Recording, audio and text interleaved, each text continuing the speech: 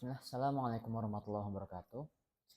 Pada kesempatan kali ini, saya akan memberikan materi tentang tajwid. Lebih tepatnya, yaitu makhrajul huruf.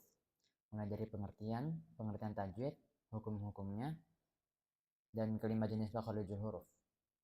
Yang pertama, itu ada pengertian dan hukum-hukumnya. Jadi, pengertian tajwid secara bahasa, yaitu memperindah atau memperbagus. Maksudnya, ketika kita membaca Al-Quran dengan tajwid, kita berusaha untuk memperindah dan memperbagus bacaannya. Dan secara istilah, yaitu mengeluarkan setiap huruf dan makhrajnya, yaitu tempat keluarnya dengan memberikan hak dan mustahak, dengan sifat dan panjang pendeknya yang benar. Jadi maksudnya itu ketika kita membaca Al-Quran dengan tajwid, kita memperbagus bacaan kita dan memperbaiki bacaan kita agar tidak salah dalam pengucapannya dan tidak merubah makna dari ayat tersebut. Lalu hukumnya, mempelajari ilmu tajwid, hukumnya adalah fardu kifayah, yaitu fardu yang tidak ditekankan.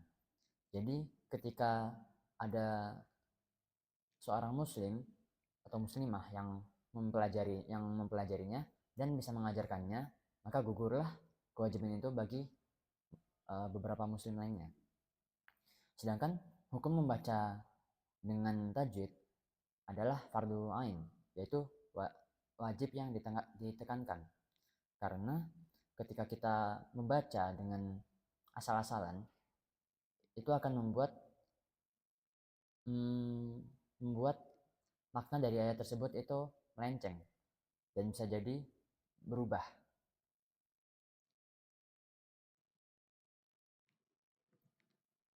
Lalu masuk ke makhrajul huruf, yaitu tempat keluarnya huruf.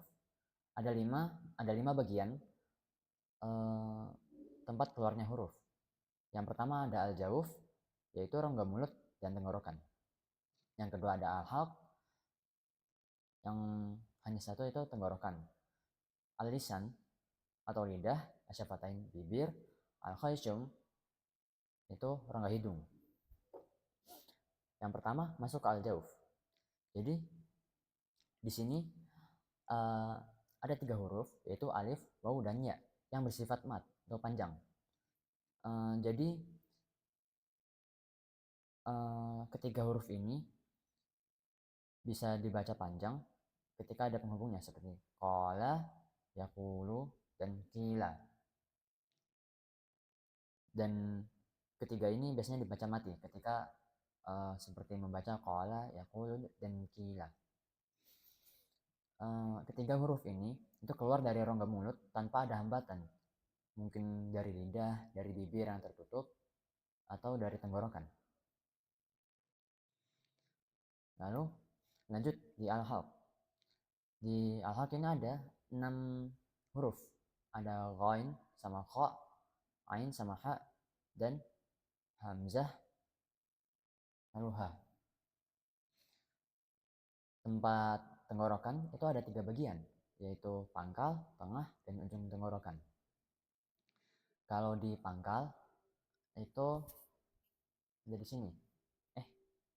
Ya di sini. Nah, di situ ada 2 huruf, yaitu ha dan hamzah. Lalu ada ain sama ha, itu ada di tengah tenggorokan. Yang biasanya diucapkan itu harus ditekan dulu. Jadi a sama ha. Tempatnya itu ada di sekitar jakun. Nah, lalu yang terakhir itu ada ujung tenggorokan. Ada ghain sama kha. Tiga bagian ini itu yang biasanya salah atau keliru di ucapannya itu ada di ghain sama kha. Jadi kita harus mengucapkannya dengan hati-hati agar tidak merubah huruf yang seharusnya ghain malah jadi kha atau sebaliknya. Dilanjutkan dengan al-lisan. atau lidah. Nah, alisan ini itu adalah salah satu bagian yang paling banyak. Itu ada 5 bagian di lidah. Yang pertama itu ada pangkal, yang kedua itu ada tengah, lalu tepi, depan, dan ujung lidah bertemu dengan gigi. Nah, seperti yang kalian lihat di gambar ini, itu ada lebih dari 10 huruf. Sekitar 10 huruf. Nah, yang di pangkal lidah itu di dekatnya tenggorokan, seperti kita mengucapkan ghain sama kha kan di sini. Nah, kalau qaf sama kaf itu lebih naikkan dikit dan menggunakan bibir. Lalu ada di tengah lidah. Nah, lokasinya itu seperti yang kalian lihat di sini. Ketika kita mengucapkan jim, sya, dan ya, itu lidah kita seperti menggunung dan tempat keluarnya itu dari sini. Ketiga huruf itu. Lalu di tepi lidah ada dha. Dan setelah itu ada di depan lidah itu ada 3. Lam, nun, dan ro. Jadi kita mengucapkannya dengan menyentuh lidah di langit-langit gusi, di langit-langit mulut. Ada lam, nun, dan ro. Lalu yang terakhir itu ada ujung lidah bertemu dengan gigi.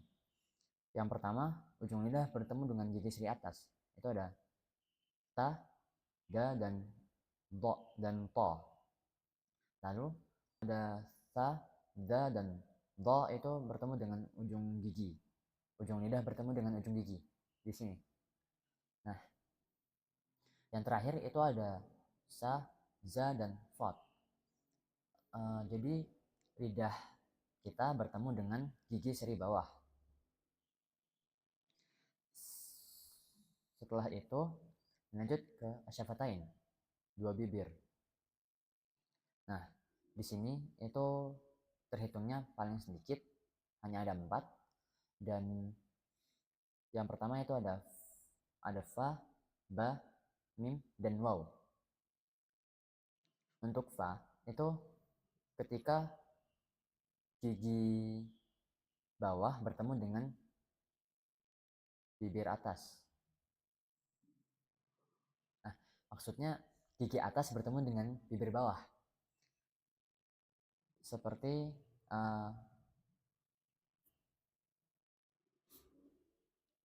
kita ya seperti itu. Setelah itu ada ba, mim, dan waw. Ketiga huruf ini itu membutuhkan gerakan mulut. Jadi ba itu ketika kita menutup dan membukanya itu jadi keluar udara dari situ. Mim mirip seperti itu, dan waw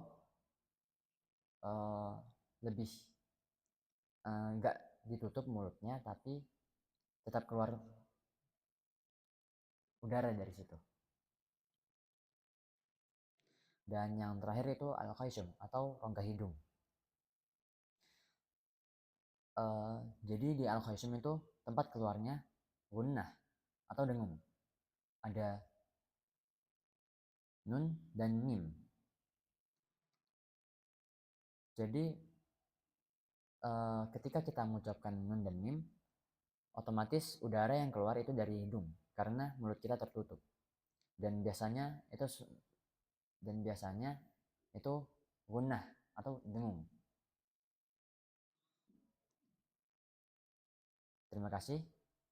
Terima kasih telah menonton. Assalamualaikum warahmatullahi wabarakatuh.